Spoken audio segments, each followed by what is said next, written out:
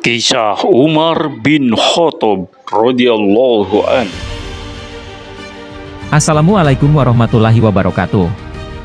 Sahabat MZin yang berbahagia, berjumpa lagi bersama channel MZin dalam bahasan Umar bin Khattab.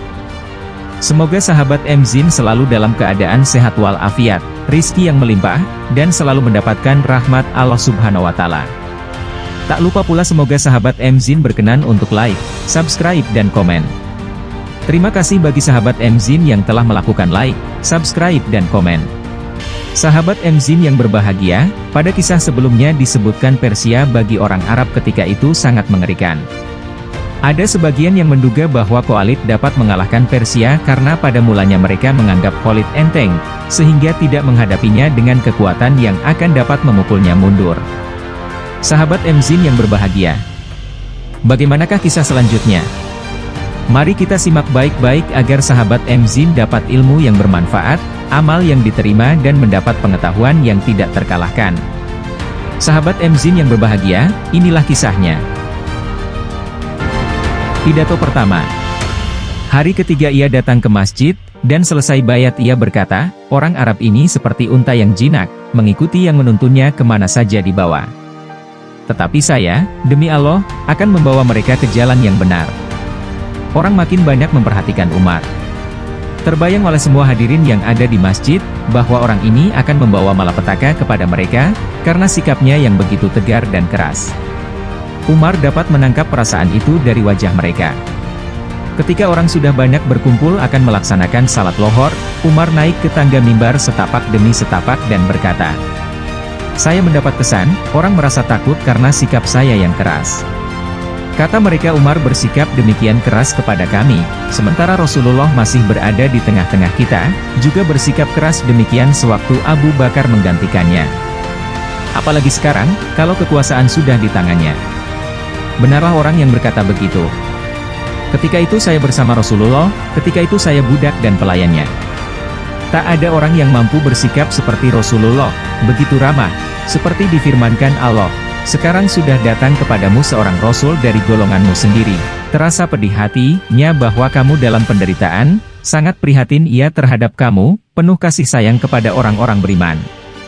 Quran 9128, di hadapannya ketika itu saya adalah pedang terhunus, sebelum disarungkan atau kalau dibiarkan saya akan terus maju.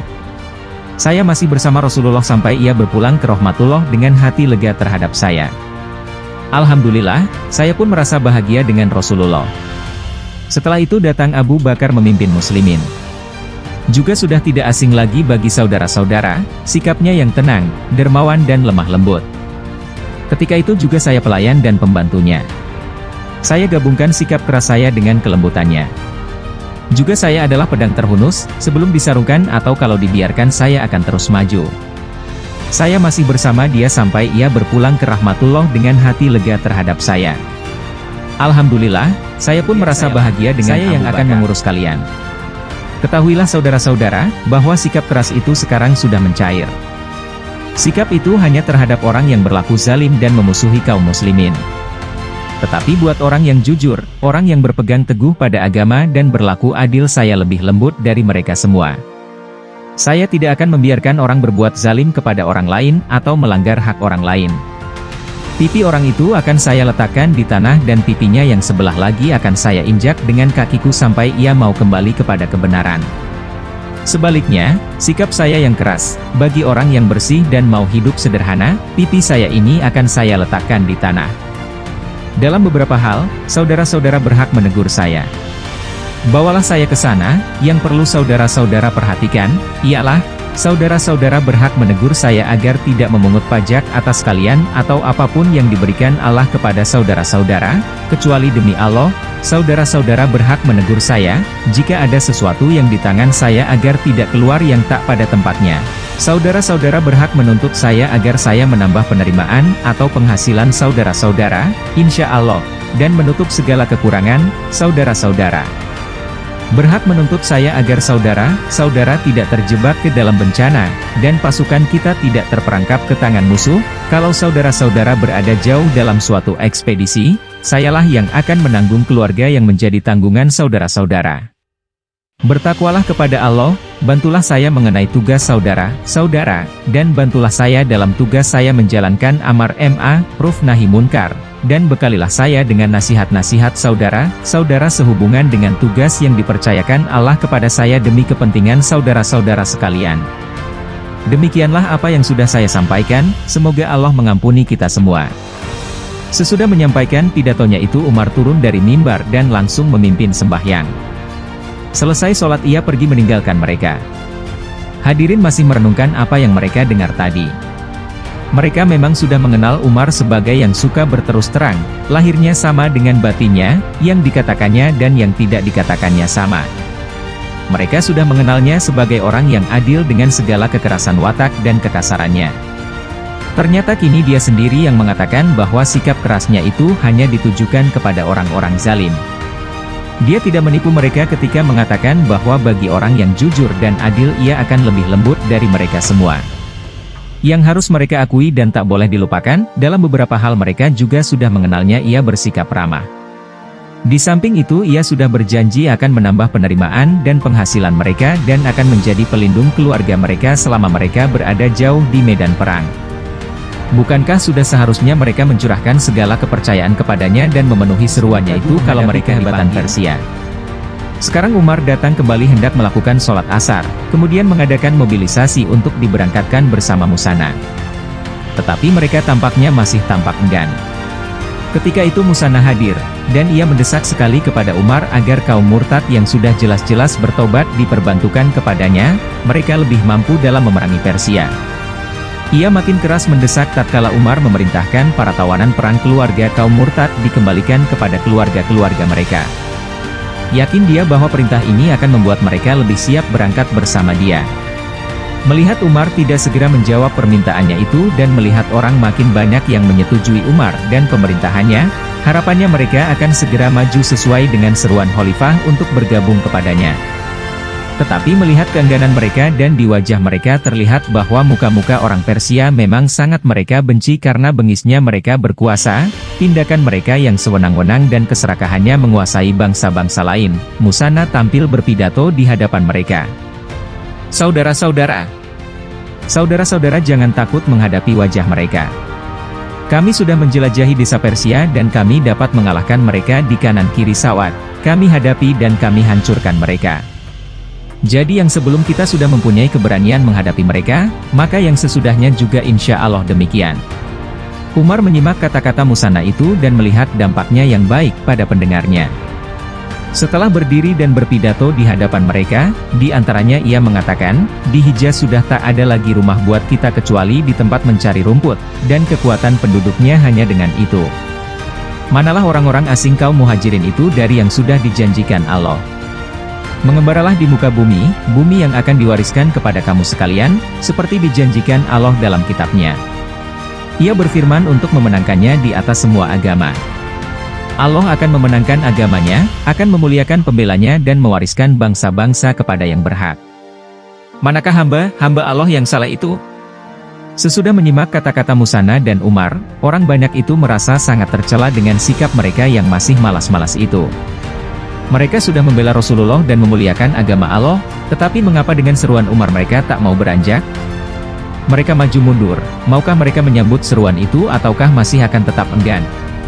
Sementara mereka dalam keadaan demikian tiba-tiba Abu Ubaid bin Mas'ud bin Amr As-Sakafi tampil, siap akan berangkat ke Irak.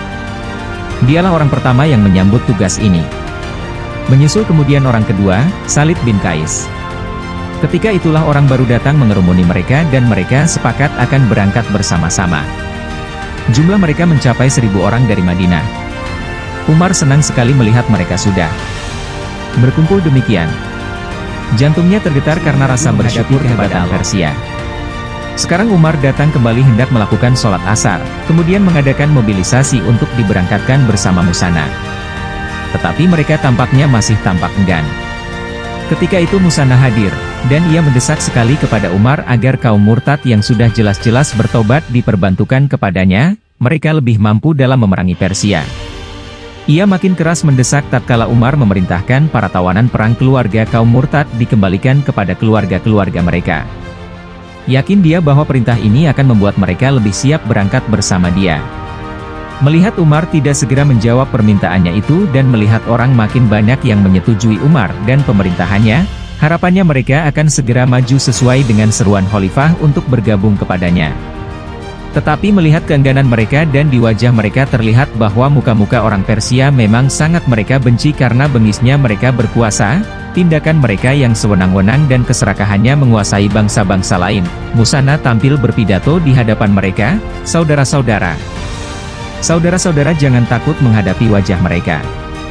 Kami sudah menjelajahi desa Persia dan kami dapat mengalahkan mereka di kanan kiri sawat. Kami hadapi dan kami hancurkan mereka. Jadi yang sebelum kita sudah mempunyai keberanian menghadapi mereka, maka yang sesudahnya juga insya Allah demikian." Umar menyimak kata-kata Muzanah itu dan melihat dampaknya yang baik pada pendengarnya. Setelah berdiri dan berpidato di hadapan mereka, di antaranya ia mengatakan, "Di Hijaz sudah tak ada lagi rumah buat kita kecuali di tempat mencari rumput, dan kekuatan penduduknya hanya dengan itu. Manalah orang-orang asing kaum muhajirin itu dari yang sudah dijanjikan Allah. Mengembaralah di muka bumi, bumi yang akan diwariskan kepada kamu sekalian, seperti dijanjikan Allah dalam kitabnya. Ia berfirman untuk memenangkannya di atas semua agama. Allah akan memenangkan agamanya, akan memuliakan pembelanya dan mewariskan bangsa-bangsa kepada yang berhak. Manakah hamba Allah yang salah itu?" Sesudah menyimak kata-kata Muzanah dan Umar, orang banyak itu merasa sangat tercela dengan sikap mereka yang masih malas-malas itu. Mereka sudah membela Rasulullah dan memuliakan agama Allah, tetapi mengapa dengan seruan Umar mereka tak mau beranjak? Mereka maju mundur, maukah mereka menyambut seruan itu ataukah masih akan tetap enggan? Sementara mereka dalam keadaan demikian tiba-tiba Abu Ubaid bin Mas'ud bin Amr As-Sakafi tampil, siap akan berangkat ke Irak. Dialah orang pertama yang menyambut tugas ini. Menyusul kemudian orang kedua, Khalid bin Qais. Ketika itulah orang baru datang mengerumuni mereka dan mereka sepakat akan berangkat bersama-sama. Jumlah mereka mencapai 1.000 orang dari Madinah. Umar senang sekali melihat mereka sudah berkumpul demikian. Jantungnya tergetar karena rasa bersyukur sudah tergugah dari kebekuannya selama ini, yang tadinya hampir saja merusak suasana. Abu Ubaid memimpin pasukan ke Irak. Siapakah dari kalangan Muhajirin dan Ansor yang akan memegang pimpinan ekspedisi itu? Keadaan ini menjadi pemikiran mereka yang tadinya masih ragu memenuhi seruan itu. Mereka khawatir jika Umar menyerahkan pimpinan pasukan kepada satu orang yang bukan dari Madinah sementara kebanyakan anggota pasukannya terdiri dari orang-orang Madinah. Cepat-cepat mereka berkata kepada khalifah, pimpinan mereka hendaknya seorang sahabat yang mula-mula, dari Muhajirin dan Ansar. Tetapi sikap ragu-ragu mereka selama 3 hari pertama pemerintahan Umar telah melukai hati dan masih terasa bekasnya. Oleh karena itu Umar langsung menjawab mereka, "Tidak. Allah telah mengangkat saudara-saudara karena kesigapan dan kecepatan saudara-saudara menghadapi musuh. Kalau kalian takut dan enggan menghadapi musuh, lebih baik pimpinan diserahkan kepada orang yang mau mempertahankan dan menyambut seruan itu. Pimpinan akan saya serahkan hanya kepada orang yang pertama menyambut tugas ini." Kemudian ia memanggil Abu Ubaid, dan pimpinan pasukan diserahkan kepadanya. Setelah itu ia memanggil Sa'd bin Ubaid dan Khalid bin Qais dan katanya kepada mereka, "Kalian berdua kalau dapat menyusulnya akan saya serahi pimpinan dan kalian akan dapat melakukan itu dengan keberanian kalian." Muzanah bin Harisah merasa lega setelah melihat pasukan itu sudah siap berangkat ke Irak. Menurut pendapat Umar, Muzanah tidak perlu tinggal di Madinah, dan diperintahkannya ia kembali ke Irak dengan angkatan bersenjatanya. Kata Umar kepadanya, "Cepat-cepatlah supaya kawan-kawanmu segera menemuimu." Pasukan baru itu sekarang sudah dalam persiapan.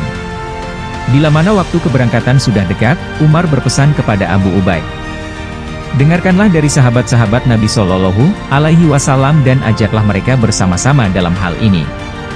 Janganlah cepat-cepat berijtihad sebelum Anda teliti benar-benar. Ini adalah perang, dan yang cocok untuk perang hanya orang yang tenang, yang pandai melihat kesempatan dan pandai pula mengelak. Inilah masalah yang sungguh pelik."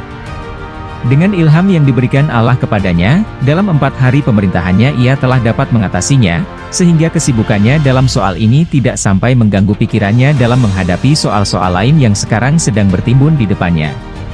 Pikirannya tertuju pada soal Syam, orang-orang Kristiani Najran dan sekian lagi masalah, yang menurut pendapatnya berbeda dengan pendapat Abu Bakar. La sedang memikirkan suatu strategi yang harus diambil untuk mewujudkan konsepnya itu dan mendapat persetujuan muslimin yang ada di sekitarnya. Tatkala melaksanakan konsepnya dalam menghadapi problem seperti ini, seperti biasa ia berterus terang, dan sangat tegas, tak kenal ragu atau basa-basi, dan tidak mengelak untuk memikul semua tanggung jawab sepenuhnya, sebab ia percaya bahwa ia benar, itu pasti Allah mendukungnya. Sahabat Mzin yang dimuliakan Allah, demikian kisah Umar bin Khattab di masa kepemimpinannya.